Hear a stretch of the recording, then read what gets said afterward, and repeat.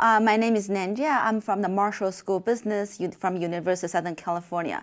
So in this video, I'll discuss some research on the sourcing of lobbying, which is whether firms would outsource their political lobbying activities by hiring external professionals or to use in-house staff to carry out these activities. So first of all, why is this important? Well, it's a first-order question, a core issue in organizer economics as of how firms organize the operations.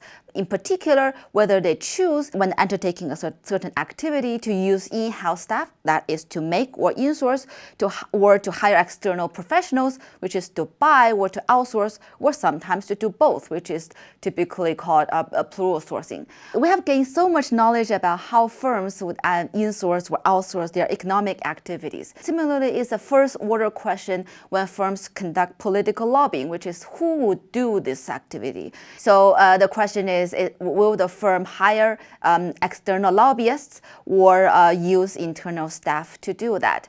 And how much insight can we gain about lobbying by looking at what we know of firms' sourcing decisions of economic activities? This is a somewhat relatively new topic, so let me review some of the articles and then and discuss some of the more recent development. Probably the most common lens through which we look at firm sourcing decisions is the transaction cost economics, TCE. So a TCE focuses on generating the lowest transactional or organizational costs for the firms when undertaking the activities.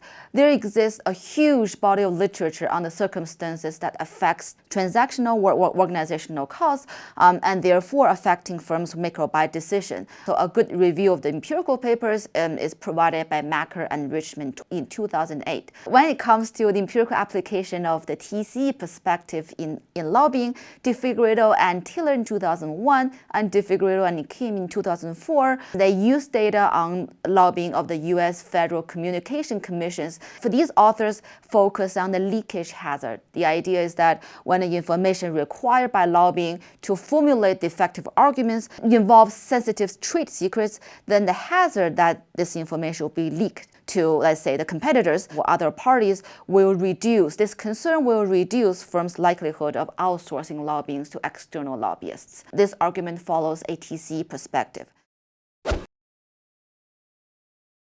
Another common theoretical perspective that firms follow is probably the capability of the or knowledge perspective. What this theory says is that whoever has the knowledge or capabilities needed to conduct lobbying in that particular context should actually be the one who would do it. So therefore, if a firm possesses stronger capabilities regarding lobbying, should use in-house staff as opposed to outsourcing it. So an empirical application can be found in a working paper, Espinoza 2018, in which the author uses the federal lobbying, U.S. federal lobbying data to examine this issue. So the key idea is that when firms were trying to lobby about, for example, issues that are more specific to the firm or to the industry, they would incur higher communication cost if they decide to outsource it to external lobbyists who may not actually possess the knowledge needed that are specific to the firm or the industry. And those are the cases where the firms are more willing to take up the higher training costs and then do lobbying in-house. These are the two common theoretical perspectives to explain the sourcing decisions of many economic activities. I am going to discuss a more emerging perspective, which is about the legitimacy issues in sourcing and outsourcing. I'm going to discuss one of my recent papers in JIA 2018. Here's the point of diversion, which is that both the TCE perspective and the perspective based on knowledge capabilities, they center on achieving higher economic efficiency in accomplishing this the given activity. The implicit but critical assumption here is that As long as the key economic outcomes, such as the quality and the price of the product or service delivered, are shown to be the same, whether the product or service is produced in-house, is outsourced, or in any combined fashion, should not matter to the customers who will be willing to pay for these products or services. So all that matters, therefore, to firms is to compare the transaction costs, organizational costs, work capabilities, which affects the production cost.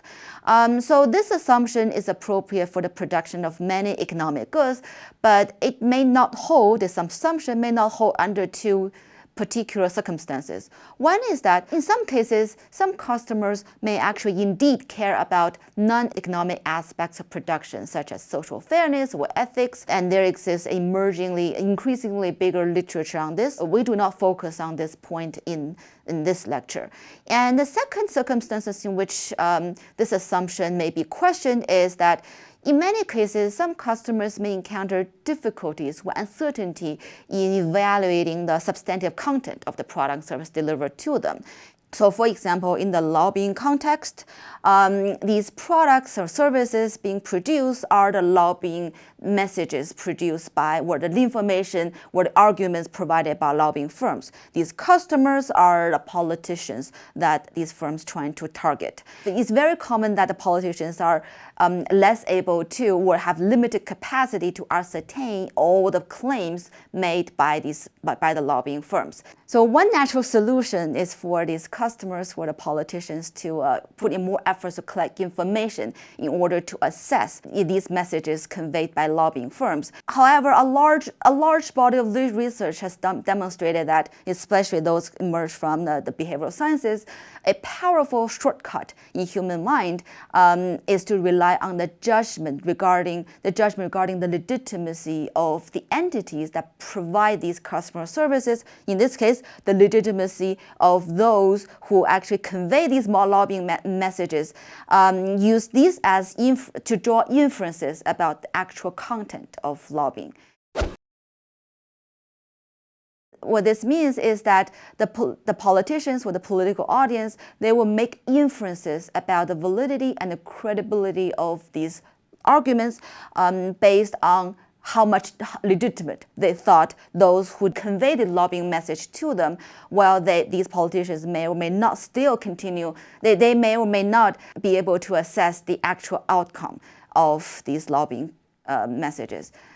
And there actually exists plenty of examples that legitimacy of the lobbying entity actually matters a lot, even when we hold constant of the content of their lobbying. For example, in my paper, I reviewed some anecdotes regarding Saudi Arabian governments. They spend millions of dollars lobbying in the United States, but then they do that almost predominantly using prominent domestic lobbying firms and law firms, even though the high frequency of lobbying might actually justify internalizing some of these activities if we follow the TCE perspective. So the economic historians also provided some more examples or anecdotes. Burcheli 2010, for example, discussed the events in which the Chilean business groups, domestic groups, shielded U.S. oil corporations by lobbying the Chilean policymakers, and especially when economic nationalism was on the rise. And another example was provided by Ott 2011, in which she documented a case in which the New York Stock Exchange launched a separate organization called the Committee on the Libraries in the early 1900s. And here's a quote from Ott 2011, which I thought is really interesting. The very name Committee on Libraries suggested that the learned objectivity, dignity, and openness underlie all the exchanges communication with the public. A library, after all, furnishes open access to objective information. It did not sell, entice, or lobby. However, this organization, the Committee on Library, is actually designed to serve, and indeed served, as a lobbying arm for the NYSE. So this is another example where legitimacy clearly played a role. NYSE decided to organize their lobbying. At least here is to name the lobbying function.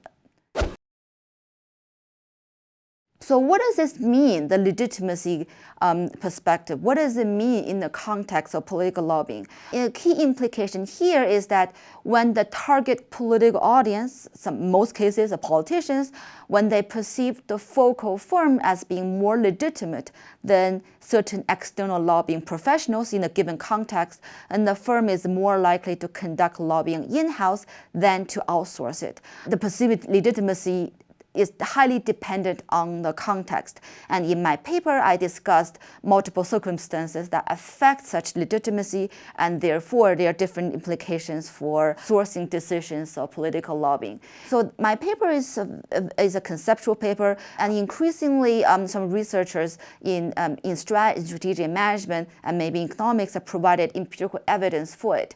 So one prominent example of or application of legitimacy issues in lobbying, it concerns the liability of foreigners in these firms.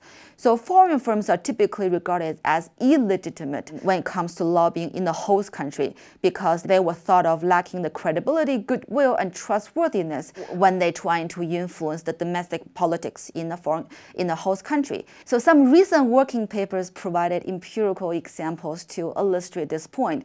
Kim 2018, for example, showed that foreign-owned defense firms, they managed to win more U.S. government defense contracts when they use external lobbyists, especially the lobbyists from domestic lobbying firms in the United States.